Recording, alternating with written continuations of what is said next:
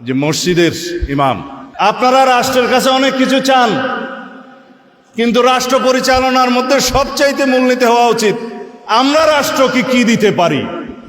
বিএনপির স্থায়ী কমিটির সদস্য জনাব সালাউদ্দিন আহমদ সাহেব বলেছেন, আমরা সবাই রাষ্ট্রের কাছ থেকে দাবি দাওয়া পেশ করি, খুব স্বাভাবিক, কিন্তু রাষ্ট্রকে আমাদের দেওয়ার চেষ্টা করা দরকার।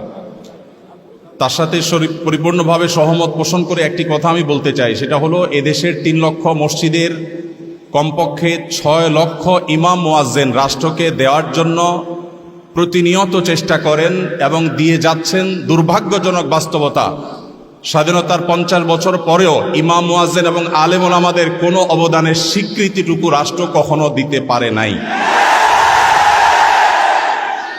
আজও বাংলাদেশের চেহারাকে যদি পরিবর্তন করে দিতে হয়, আজও বাংলাদেশকে যদি স্বনির্ভর করতে হয়, আজও বাংলাদেশের পরিবেশ সচেতনতা সৃষ্টি করে যদি সাফল্য অর্জন করতে হয়, পরিবেশ বিপর্যয় যদি রোধ করতে হয়, যে কোনো দুর্যোগ মোকাবেলা যদি সফলভাবে করতে হয়, দেশের শুধু মসজিদগুলোকে, ইমাম মুয়াজ্জিনদেরকে যদি রাষ্ট্র অন করে, ইমাম মুয়াজ্জিনদেরকে যদি সে সুযোগ দেয়, তাদেরকে যদি অন্তত কাজ করবার পরিবেশটা করে দেয়, আমার বিশ্বাস বাংলাদেশের চেহারা পরিবর্তন করতে আর কোনো কিছুর তেমন বেশি প্রয়োজন হবে না। 3 লক্ষ মসজিদ সরকারি হিসেব মতো কমপক্ষে 3 লক্ষ মসজিদ, আরো বহু আগে বলা হয়েছে, সেটা এখন 3 লক্ষের অনেক বেশি চলে গেছে স্বাভাবিকভাবে। 3 লক্ষ মসজিদে প্রতি জুমার দিনে 12:30 থেকে 1:30 পর্যন্ত এই সময়ের মধ্যে গড়ে যদি 100 মানুষ একটা মসজিদে জুমার নামাজে খতিব সাহেবের খুতবা শোনার জন্য আসেন, তাহলে 3 কোটি মানুষ হয়। বাংলাদেশের সমস্ত টিভি চ্যানেল, সমস্ত মিডিয়া একযোগে সবচেয়ে পিক টাইমে এত বেশি দর্শক কখনো পায় বলে আমি মনে করি না। এবং সারা সপ্তাহের সবচাইতে মূল্যবান সময় বৃহস্পতিবার রাতে, শুক্রবার অফিস নেই, স্কুল কলেজ নেই, মাদ্রাসা নেই, সবাই ফ্রেশ একটা ঘুম দিয়ে, সপ্তাহের সবচাইতে ভালো গোসলটা দিয়ে, সবচেয়ে ভালো নাস্তাটা করে, সবচেয়ে সুন্দর পোশাকটা পরে, সবচেয়ে ভালো আতর পারফিউম ব্যবহার করে, সবচেয়ে মূল্যবান সময়টা খতিব সাহেবদের সামনে গিয়ে দোজানো হয়ে বসে। পৃথিবীর অন্য কোনো কৃষ্টি, কালচার, কোনো সিস্টেমে একসাথে একটা দেশের 3 কোটি মানুষকে অ্যাড্রেস করার এই সুযোগ ইমাম সাহেব, খতিব সাহেবরা ছাড়ার কারোর হাতে নেই। ইমাম সাহেবরা যদি চান, তাদেরকে যদি রাষ্ট্র আসলে সুযোগ দেয়, তাহলে সেক্ষেত্রে তারা অনেক কিছু করতে পারেন। ইতিমধ্যে আমরা দেখেছি, রোহিঙ্গা শরণার্থীরা যখন আমাদের দেশে আশ্রয় নিয়েছে, সবার আগে ঝাঁপিয়ে পড়েছেন এদেশে ওলামা একরাম। প্রতিটা দুর্যোগে ওলামা একরাম যে ঝাঁপিয়ে পড়েন, সেটা নিঃস্বার্থভাবে হয়, স্বার্থহীনভাবে হয়। আমার উদাত্ত আহ্বান যে আগামীর বাংলাদেশে এদেশের মসজিদগুলোকে, আলেম ওলামাদেরকে যেন রাষ্ট্র অন করে, তাদেরকে কাজের সুযোগ দেওয়া হয়। কোনো বেতন ভাতার সুবিধা দেওয়া, এটা আসলে দয়া দাক্ষিণ্যের বিষয় নয়। এদেশে আইন শৃঙ্খলা যতটুকু নিয়ন্ত্রণে আছে, এর জন্য আইন শৃঙ্খলা রক্ষাকারী বাহিনী, সংশ্লিষ্ট বিভিন্ন ডিপার্টমেন্টে যেমন অবদান আছে, আমি মনে করি মসজিদের মিম্বরগুলো, মাহফিলের মঞ্চগুলোর অবদান তার চাইতে কোনো ক্রমে কম নয়। এদেশ থেকে যৌতুককে যে জাদুঘরে পৌঁছে দেওয়া হয়েছে, কারা জাদুঘরে যৌতুককে পৌঁছে দিয়েছে? এদেশে যৌতুকের অভিশাপ থেকে মুক্ত করার সবচেয়ে বড় ক্রেডিট একমাত্র ওলামা একরামের।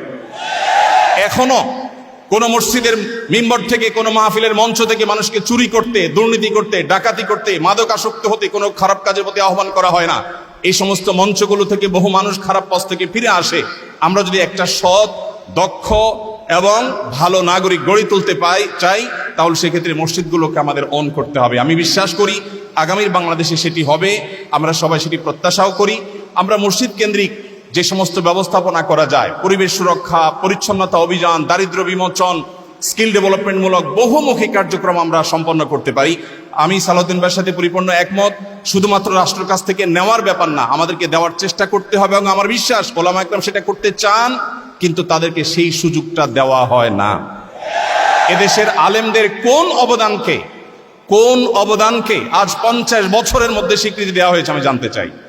দুর্ভাগ্যজনক বাস্তবতা, সেটি আসলে হয়নি।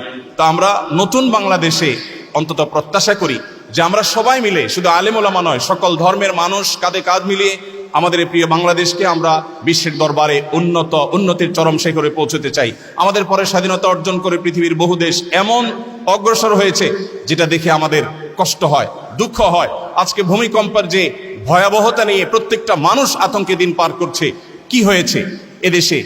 একটি মানুষের জীবন নিরাপদ করবার জন্য যথাযথ ব্যবস্থাটুকু পর্যন্ত আমরা নিতে পারিনি। আমি আশা করি আগামীর বাংলাদেশে যারাই আসবেন আমরা প্রত্যেকে এই ব্যাপারগুলোতে সচেতন থাকব। আমরা দোয়া করি আল্লাহ রাব্বুল আলামিন আমাদের রাজনৈতিক নেতৃত্বকে সেরকম শক্তি, সামর্থ্য, মানসিকতা সবকিছু দান করেন। ওলামায়ে কেরামের মূল্য যদি কোনো জাতি দিতে না পারে, তাদের চেয়ে বড় দুর্ভাগা আর কেউ হতে পারে না। আমি প্রায় সময় বলি, এই দেশকে যদি নিরলসভাবে, নিঃস্বার্থভাবে কোনো মানুষ ভালোবাসে, ওলামায়ে কেরাম হলেন সেই মানুষগুলো। অনেকে আছেন যাদেরকে হয়তো পার্শ্ববর্তী দেশ গ্রহণ করবে, অনেকে হয়তো আমেরিকা গ্রহণ করবে। ওলামায়ে কেরাম তাদের জায়গা এই দেশ, এই মাটি, ইনশাআল্লাহ তাআলা। তো আমি আশা করছি মসজিদে ওলামায়ে কেরাম নির্বিঘ্নে তাদের দায়িত্ব পালন করবেন। আলেমদেরও দায়িত্বশীলতার জায়গা আছে, আলেমরা যথেষ্ট দায়িত্বশীলতার সাথে আমাদের দায়িত্বগুলো পালন করতে হবে।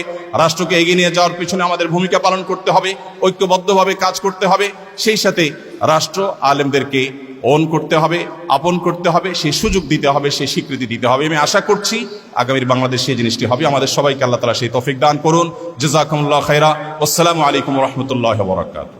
বিশেষ করে আল্লাহ সুবহানাহু ওয়া তাআলা ইরশাদ করেছেন, নিশ্চয় আল্লাহর মসজিদের ইবাদতকারী, আবাদকারী, সংরক্ষক, খাদেম এবং নির্মাণকারী ওই ব্যক্তির হবে 5টি গুণ আল্লাহ তাআলা দিয়েছেন। মান আমানা বিল্লাহ, আল্লাহর প্রতি যার ঈমান আছে, আখিরাতের প্রতি ঈমান আছে, এবং যিনি ওয়ালাম ইয়াখশা ইল্লাল্লাহ, সালাত কায়েম সহ সব কিছু করার পরে আল্লাহ ছাড়া আর কাউকে যে ভয় করবে না, তারা আল্লাহর মসজিদের নির্মাণকারী, ইবাদতকারী, সংরক্ষক, খাদেম, ইমাম, মুয়াজ্জিন এবং পরিচালনা কমিটি সবই হবে এই 5টি গুণের ভিত্তিতে।